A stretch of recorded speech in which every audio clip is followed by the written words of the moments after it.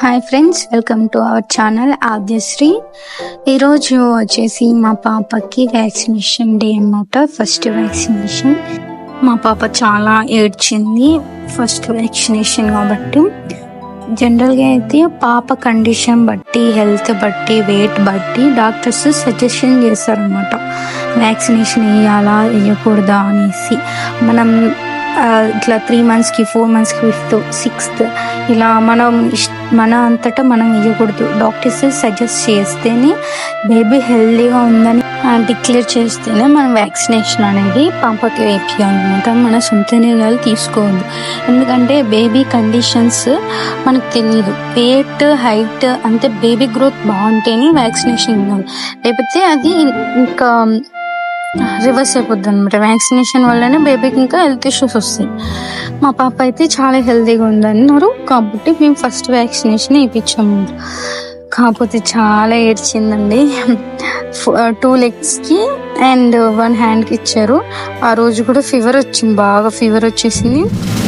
అయినా కూడా మా మమ్మీ ఉండడం వల్ల కొంచెం హెల్ప్ అయింది.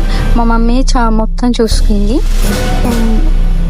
వ్యాక్సినేషన్ వేయంగానే ఏం చేస్తారు వాళ్ళు, ఫీవర్ వస్తుంది కాబట్టి ఫీవర్ టానిక్ కూడా ఇస్తారు. ఆ ఫీవర్ టానిక్ కూడా వేసుకుంటూ ఉండాలన్నమాట.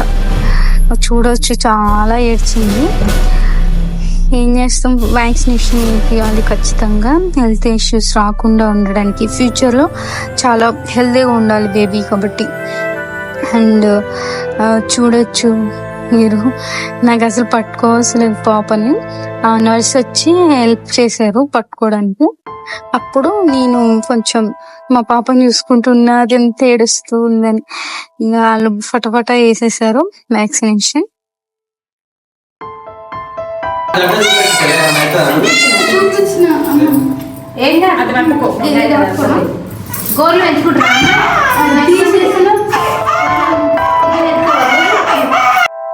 మా అల్లుడికి కూడా వ్యాక్సినేషన్ అనేది వేపించాము. ఫస్ట్ 1 year అయిపోయింది తనకి. 1 year బాబు కూడా వ్యాక్సినేషన్ వేయించారు.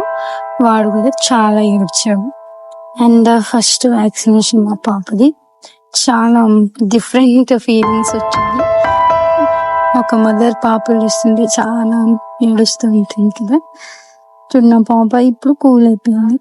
లాస్ట్లో కొంచెం రిలాక్స్ అయిపోయింది. Thanks for watching. Please subscribe.